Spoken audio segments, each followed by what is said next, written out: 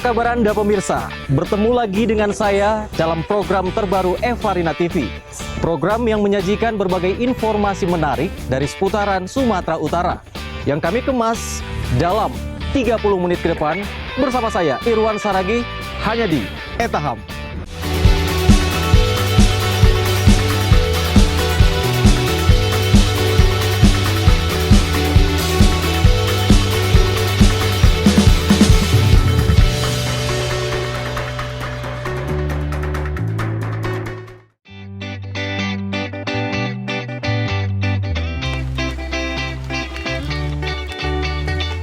Lebah adalah salah satu jenis serangga yang sangat unik dan menarik. Selain itu, lebah juga merupakan satu-satunya jenis serangga yang dapat menghasilkan makanan yang menyehatkan bagi manusia, yaitu madu.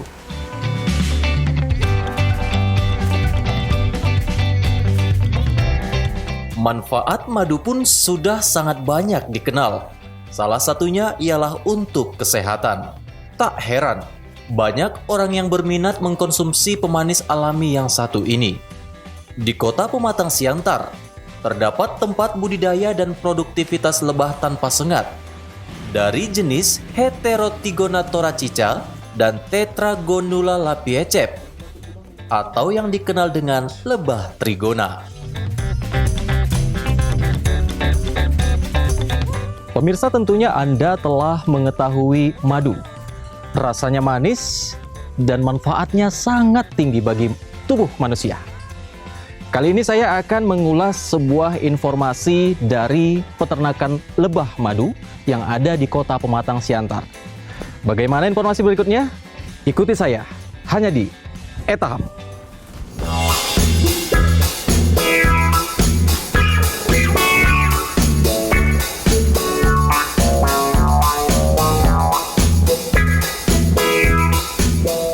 Pemirsa, saat ini saya telah berada di sebuah peternakan lebah madu di kota Pematang Siantar, tepatnya di peternakan lebah madu Flora Nauri Group yang dimiliki oleh seorang pengusaha peternakan lebah madu, Bapak Aam.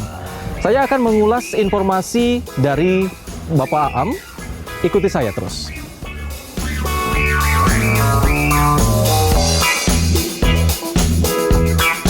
Selamat siang, Pak Aam. Oh, selamat siang. Sehat, Pak? Alhamdulillah. Ya. Ini saya dengar Bapak memiliki sebuah peternakan lebah madu di sini ya. Kira-kira sejak kapan Pak mulai atau bagaimana ceritanya Bapak bisa berkecimpung dalam peternakan lebah madu ini?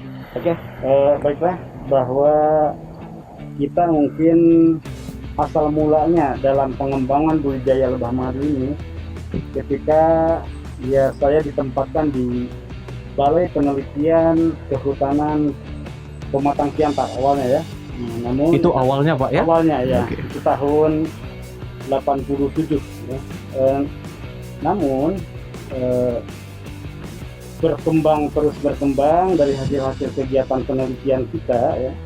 Karena kita didukung oleh para ahli waktu itu. Ada doktornya, ada masternya juga dalam pengembangan budidaya lebah madu ini. Dan kita banyak membuat demplot hampir di Sumatera Utara waktu itu. Nah, kemudian tahun 2010 kalau nggak salah waktu itu, ya, 2010 kita sudah banyak lah ya kegiatan di masyarakat. Bahkan waktu itu kita sudah merupakan narasumber utama di Balai Diklat Kehutanan Pematang Siantar. Nah, kemudian ya berkembang terus kegiatan lebah madu ini dan berkembang juga di masyarakat. Ya. Kemudian setelah itu tahun 2013 kalau nggak salah, ya, kita sudah mulai juga mengembangkan di pekarangan rumah kita. Berawal dari pekarangan rumah? Iya. Dikembangkan di pekarangan rumah kita juga ya. Bahkan ya istri yang mengelola, kemudian saya ngebina awalnya ya. Karena ya saya banyak ngebina ke masyarakat, dari kantor, dari Balai Penelitian Kehutanan, ya kenapa kita di rumah juga nggak ngembangkan gitu, sebagai sumber contoh atau sebagai contoh nantinya. Ya, dan alhamdulillah ya, sekarang ya cikal bakalnya peternakan lebah di Sumatera Utara itu adalah dari Balai Penelitian Lingkungan Hidup dan Kehutanan. Berarti artinya selain dari sini Bapak juga bertugas di Balai Penelitian Balai Lingkungan Penelitian Hidup dan Kehutanan ya. Baik, Pak Aam, ini yang ada di depan kita ini apa ini Pak Aam? Oke, jadi lebah yang kita budidayakan ya, karena dari sifat adaptasinya adalah lebih mudah yang ini, makanya ini banyak kita kembangkan yang lebah trigona ya. Lebah trigona ya? Ya, ini yang trigona utama ya. Jadi ada beberapa spesies lebah trigona yang bisa kita budidayakan dan potensi bibit itu hampir ada di kita di Sumatera Utara ini. Ya, baik. Ada di kita ya. Jadi ini lebah ini ya, kita bisa menghasilkan madinya sendiri ya. Kemudian kita bisa menghasilkan propolisnya juga, dan bipolennya juga bisa kita panen. Ya. Makanya paling mudah memelihara lebah ini. Mungkin di sebelah atas nanti kita bisa lihat juga ada lebah yang Apis cerana ya. Oh, berarti artinya ini tadi Bapak katakan lebah trigona. Iya. Artinya yang Bapak ternak itu bukan hanya lebah trigona. Bukan lebah trigona. Tapi dominan yang mana ini Pak? Nah, jadi melihat vegetasi yang ada di seputaran kita ini, kebetulan ini adalah sempadan sungai ya, sempadan Sungai Babolon. Baik. Jadi dari vegetasi yang ada di seputaran kita itu kurang mendukung untuk pengembangan lebah Apis cerana. Makanya lebah Apis cerana tidak banyak dikembangkan di seputaran ini. Oh begitu dia Pak ya? Kita banyak mengembangkan di daerah Kabupaten Dairi dan Pasak Barat. Ya, untuk Apis cerananya. Oke. Ya. Baik, lalu kalau kita berbicara tentang lebah trigona, menurut Bapak apakah ada kelebihan atau keunggulan tersendiri dari lebah trigona dibanding dari jenis lebah yang lainnya? Jadi gini, kalau kita lihat dari sifat adaptasinya, ya, itu adalah lebih mudah pemeliharaan lebah trigona, ya, karena di saat sumber pakan pun kurang, ini seperti sekarang adalah musim hujan gitu ya. Jadi kalau lebah trigona ya, dia masih bisa mengumpulkan madu. Karena dukungan vegetasi bunga sekecil apapun bisa diambilnya dengan lebah trigona ini. Oh, artinya lebah ini tidak memilih-milih sumber makanan ya Pak ya? Iya. Dia bisa memakan dari bunga apa saja, bahkan sampai bunga yang terkecil gitu. Bunga rumput-rumputan pun bisa diambilnya oleh lebah ini ya. Berbeda dengan Apis yang kebutuhan sumber pakannya adalah lebih banyak lagi gitu kan. Nah, kemudian kalau kita lihat di seputaran ini ya, ini ada beberapa jenis pohon penghasil getah juga ya. Ada itu pohon beringin juga sebelah sana ya. Nah, itu lebah trigona ini ya, kebutuhan yang diperlukan untuk perkembangan lebah ini ada 3 jenis. Pertama, ada polennya sendiri, kemudian ada nektar, kemudian ada resin. 3 jenis inilah yang dibutuhkan oleh lebah ini untuk perkembangbiakannya. Ya. Baik. Berarti untuk di daerah Bapak ini termasuk daerah yang sangat cocok untuk lebah trigona begitu ya Pak ya? Untuk dataran rendah seperti ini ketinggian sekitar 500 dari permukaan laut ya. Itu masih bagus ya. Masih bagus. Lalu Pak, tadi saya di depan gitu, saya ada baca baliho di depan bertuliskan peternakan lebah madu Flora Group. Kenapa ada kata grup di sana Pak? Apakah memang Bapak ini di bawah dari sesuatu lembaga yang menangani ini? Iya. Jadi gini ya, saya ambil nama itu adalah kebetulan ya. Bahkan dari tahun tadi saya katakan tahun 90 tadi sebetulnya ya, 87 90 kita udah ngadakan kegiatan pelatihan di Balai Diklat Kehutanan Pematang Siantar. Bahkan salah satu narasumbernya adalah yang narasumber tunggal waktu itu, belum punya kader, itu adalah dari kita. Jadi adalah narasumber tunggal adalah kita dari Balai Penelitian Kehutanan Pematang Siantar waktu itu. Iya, baik. Nah, kemudian dari hasil-hasil kegiatan pelatihan yang dilaksanakan oleh Balai Diklat, ya, makanya kita itu kan tidak ada pembinaan selanjutnya oleh institusi tersebut. makanya setelah diadakan pelatihan seperti itu, ya kita berusaha untuk merekrut atau membina, mengadakan komunikasi dengan peserta-peserta diklat. Iya.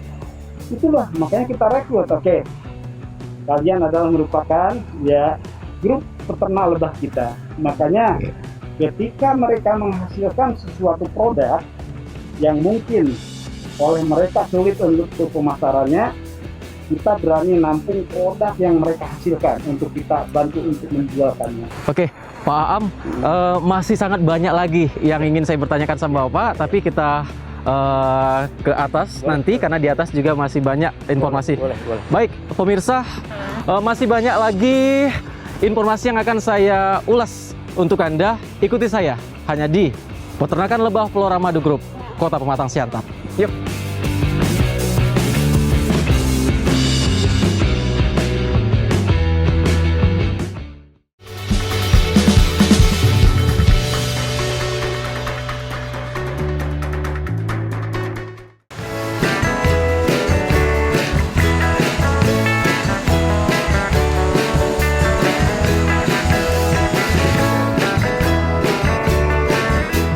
Pemirsa, saya masih melanjutkan perbincangan saya dengan pemilik peternakan lebah madu, yaitu Bapak Aam. Kalau tadi kita sudah membahas apa saja, bagaimana yang kita lihat tadi ada begitu banyak kotak-kotak yang menjadi sarang lebah ya. Saat ini saya ingin mengulas bagaimana sih cara beternak lebah yang sesungguhnya khususnya yang dibudidaya oleh Pak Aam. Oke, baik. Pak Aam, dalam membudidayakan lebah madu ini, Pak, untuk pertamanya itu apa saja yang kira-kira perlu kita persiapkan? Baiklah, bahwa untuk pertama kali adalah yang penting adalah pembinaan SDM-nya dulu, terutama dalam ilmu pengetahuannya dulu, karena banyak sekali sekarang orang memberikan bantuan ya, tapi kalau SDM-nya tidak kita bina pasti hancur. Berarti berawal harus mendidik SDM-nya dulu, Pak ya? Betul, ya. Oke, baik. Nah, kemudian setelah itu semua peralatan budidaya, terutama dalam peternakan lebah madu ini, dari mulai ya alat panen, stuk, dan lain-lain, semua adalah dibuat di sini ya, yang dibuat di workshop kita ya. Jadi kita punya peralatan-peralatan, semua menggunakan mesin ya, termasuk maku pun kita pakai gun, tidak main martil saja. Oh, tidak manual lagi, Pak tidak ya? manual lagi, berarti ya. sudah hampir modern ya, Pak? Ya, untuk mencapai target atau pesanan insya Allah bisa dikejar dengan peralatan-peralatan seperti itu ya. Karena kalau menggunakan manual mungkin martil itu ini yang nggak bisa terkejar ya. Produksinya semakin lamban ya, Pak ya. Jadi, baik, Pak Aam, saya melihat di sini ada kotak nih, Pak. Saya boleh tahu ini manfaatnya apa, Pak Aam? Inilah salah satu kotak pemeliharaan, karena umumnya kalau menggunakan kotak pemeliharaan ini ya, itu insya Allah ya di dalam manajemen koloni lebah madu itu akan lebih mudah lagi, terutama dalam pemanenan produk ya, kita tidak menggunakan sistem perawat ya. Jadi ini termasuk ada yang di atas juga nih, tong-tong ini adalah untuk bahan-bahan alat panen ya, alat panen ekstraktor ya. Jadi semua peralatan ada di sini ya. Jadi termasuk stuk juga, untuk bahan topping juga. Ini kebetulan Saroman ini yang memang ahlinya atau staf ahli yang bidang atau menangani pembuatan peralatan ya, Pak ya. Ini. Kita juga menggunakan batang-batang kelapa sih untuk mancing lebahnya. Oh, ada. Oh. Ya, tapi ini di sini nggak bisa memanajemen koloni juga. Kalau di dalam ini namanya gelodokan ya. Oh, ini namanya gelodokan. Gelodokan ya. Nah, iya. Ini kalau di sini hanya untuk mancing lebah-lebah liar saja. Oh, ini gelodokan ya, Pak ya. Jadi ini hanya untuk mancing lebah-lebah liar saja kalau ini ya. Jadi ketika lebah liar ini masuk atau bersarang di gelodokan ini, baru kita pindah ke kotak pemeliharaan ini. Biar untuk memudahkan atau memanajemen koloni lebih mudah lagi. Karena kalau lebah ini bersarang di gelodokan ini, itu pemanenan madunya mungkin hanya sekali saja. Baik, lalu bagaimana Pak cara menggunakan gelodokan ini? Apakah hanya diletakkan demikian Ya, saja? jadi ini biasanya seperti ini ya. Kita gantung nanti di batang-batang pohon, ini pakai tali sih biasanya. Oh demikian, Pakai ya berarti tali, kemudian itu kan di sebelah sana ada yang digantung di pohon-pohon. iya. Itu juga ada berisi lebah ya, ada berisi lebah. Jadi ketika masuk ke dalam gelodokan ini, sebulan berikutnya insya Allah udah bisa kita pindah ke kotak pemeliharaan. Artinya di saat kita menggantungkan gelodokan ini di suatu pohon, Iya. apakah ada sesuatu yang kita letakkan di gelodokan itu sehingga memanggil lebah-lebah itu mendatang? Tidak, karena gini, ketika kita pancing mungkin dengan gula atau apa ya, itu akan riskan terhadap hama atau semut yang akan masuk ke dalam. Tapi demikian. kalau kita memasang glodok ini dalam keadaan kering ya, insya Allah ya jamur pun tidak mau dia bersarang atau membentuk jamur di bagian dalam ini. Makanya model ini kan, kalau keadaan basah jamur pasti tumbuh di sini. Tumbuh, iya. Makanya kita upayakan memasang glodok ini harus betul-betul yang sudah kering. Oh demikian ya Pak ya. Oke, kalau ini di sini apa ini namanya Pak? Itu adalah smoker atau pengasap ya. Oh ini yang digunakan untuk pengasapan. Iya, biasanya biar lebah tidak agresif, Mhm. kita gunakan adalah pengasap seperti ini. Jadi, Salah satunya seperti kita tadi Pak ya, ya agresif itu lebahnya ya. kan, itu kita tidak menggunakan pengasap ya, atau tidak menggunakan smoker ya. Iya. Coba nanti ini umumnya kalau lebah pengasap ini Mhm. digunakan terhadap nanti lebah-lebah apis ya. Lebah apis ya, Iya. salah satu jenis lebah yang selain trigona tadi Iya Pak ya. betul. Karena lebah apis ini kan dia punya penyengat ya. Nah, Oke. ada stainlessnya, ada penyengatnya ya. Sudah berapa lama ini Bapak geluti di lokasi ini? Sudah lama sih dari tahun, sebetulnya tadi mohon maaf itu tahun Iya. 93 ya, setelah saya mengadakan pernikahan dengan istri saya tahun 91. 93 saya mulailah ya untuk mengembangkan budidaya lebah madu Di tempat ini. di tempat ini ya. Oke, Tempat baik. ini. Berarti artinya ada cerita tersendiri juga ya Pak ya Oh, iya, dari jelas. istri ya Pak ya. Iya betul. Oke. Karena ini awalnya ini adalah lahan mertua sih kan Oh, lahan awalnya mertua. ya. Jadi dulu ketika masih lajang saya sering menempatkan lebah di sini. Rupanya Oh begitu. ada ratu lebah juga di sini. Ada ratu lebah ya Pak ya. Berarti semuanya membawa berkah ya Pak ya. Membawa berkah. ya. Oke, baik Pak. Ini dari 93 Bapak menggeluti usaha peternakan lebah ini.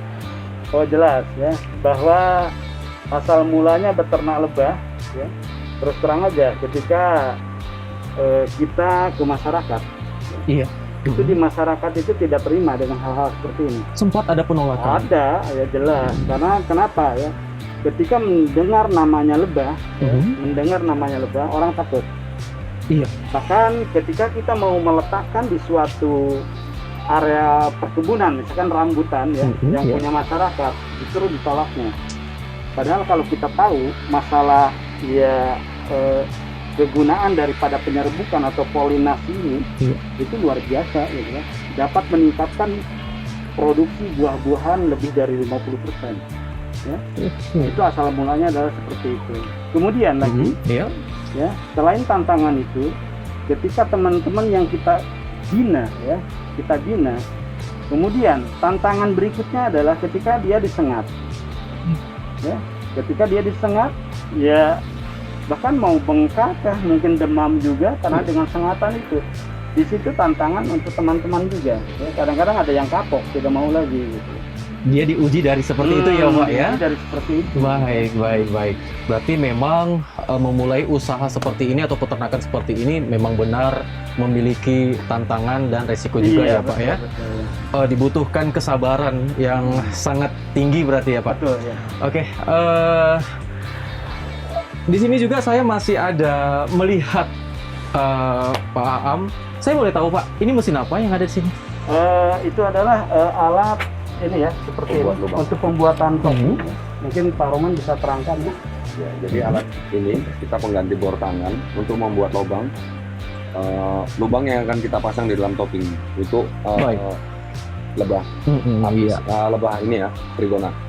Oh, berarti ini hanya alat untuk pembuatan Iya, buat. kotak ini, Pak ya? Supaya mempermudah saja. Mempermudah saja ya.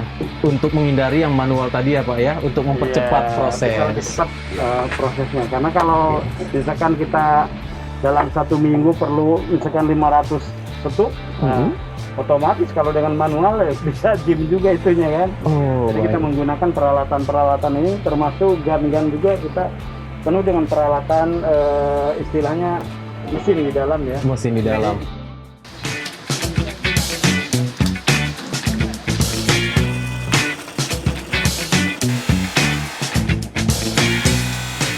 Baik, pemirsa, seperti yang Anda saksikan bahwa kotak ini tujuannya atau fungsinya ternyata untuk menjadi wadah lebah untuk menghasilkan berbagai produk alaminya. Dan tadi juga kita sudah menyaksikan pemirsa bahwa alat ini sebagai alat bantu ya, alat bantu untuk membentuk suatu lubang yang mana nanti lebah-lebah itu akan masuk dari lubang yang telah kita bentuk. Oke, pemirsa, masih banyak lagi informasi yang akan saya berikan kepada Anda. Dari sini kita nanti akan mengulas produksi-produksi apa saja yang dihasilkan lebah dan bagaimana cara pemasarannya dari hasil-hasil lebah yang diternakan di budidaya Pak Aam ini, tepatnya di Kota Pematang Siantar. Jangan kemana-mana, tetap bersama kami hanya di Etaham.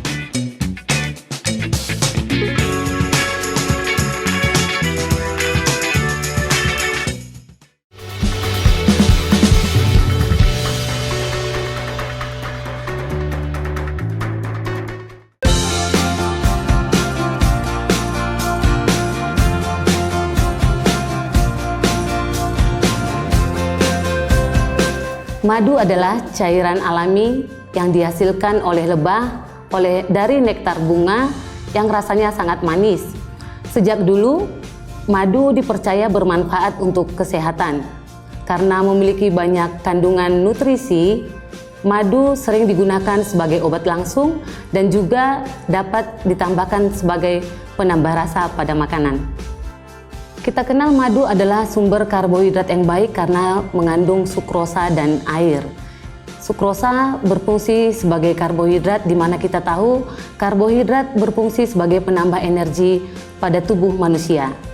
Selain itu, madu juga mengandung gula murni 80%, di mana gula murni terdiri dari fruktosa dan glukosa. Gula alami pada madu sangat baik untuk kesehatan tubuh, sehingga digunakan sebagai penambah rasa pada makanan dan minuman yang sering digunakan oleh manusia.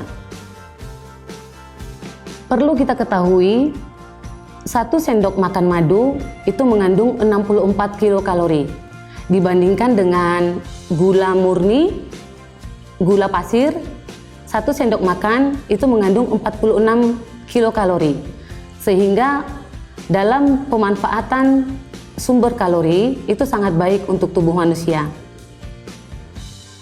Madu juga kaya akan antioksidan karena mengandung asam fenolik dan flavonoid, sehingga sangat baik untuk menjaga kesehatan kulit dan tubuh manusia. Selain itu, madu memiliki glycemic index yang sangat rendah. Itu berfungsi secara bertahap dapat diserap ke dalam aliran darah untuk membantu proses pencernaan menjadi lebih baik.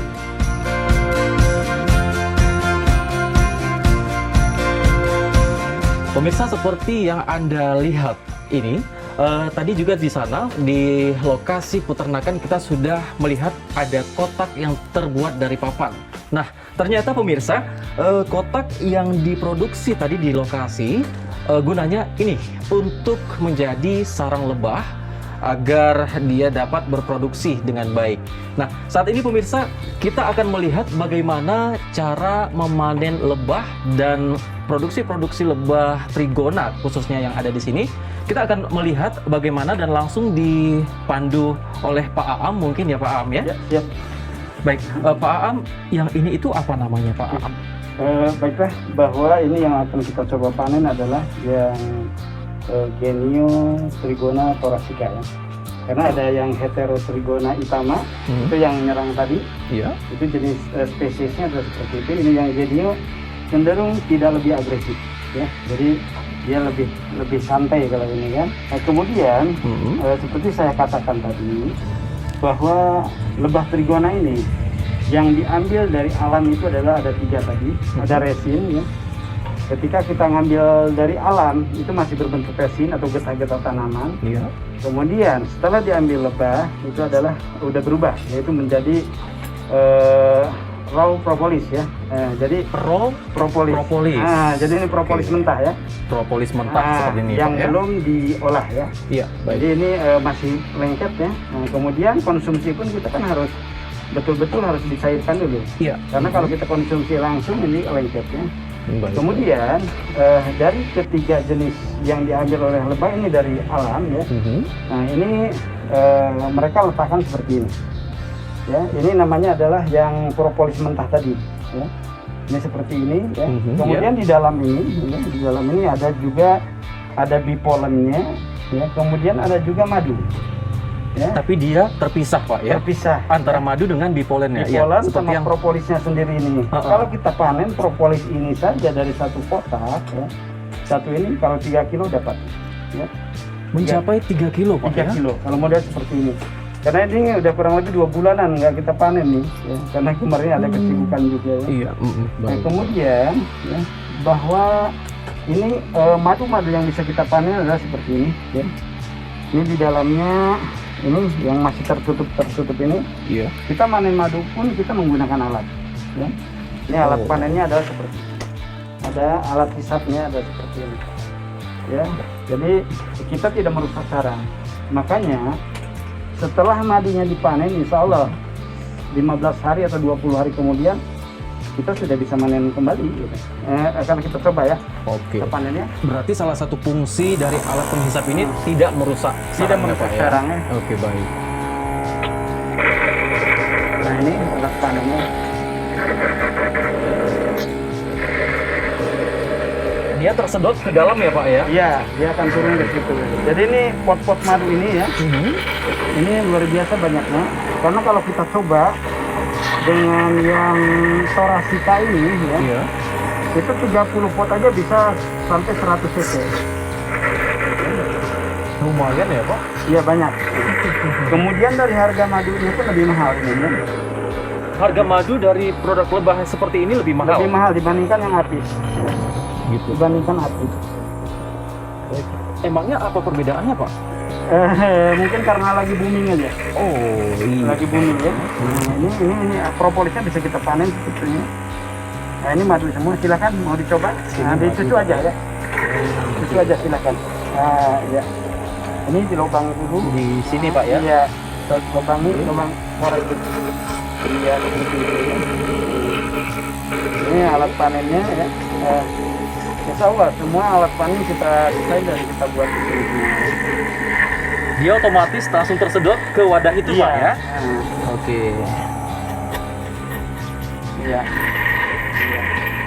Saya sudah menyaksikan bagaimana cara memanen madu yang dari satu box ini. Ternyata tidak saya sangka, pemirsa, Anda bisa melihat ini hasilnya sudah masuk ya ke dalam wadah ini. Dan ternyata tadi sudah saya hampir tidak mengerti. Saya kira yang bisa Anda lihat berwarna hitam ini, saya kira tidak ada manfaatnya. Tapi ternyata ini termasuk produk atau yang dihasilkan lebah yang mungkin memiliki nilai jual yang tinggi, pemirsa. Oke, di depan kita juga, di depan saya ini pemirsa sudah ada produk-produk dari hasil produksi lebah, yang mana nanti juga akan kita ulas bagaimana dan apa saja produk yang dihasilkan dari lebah ini.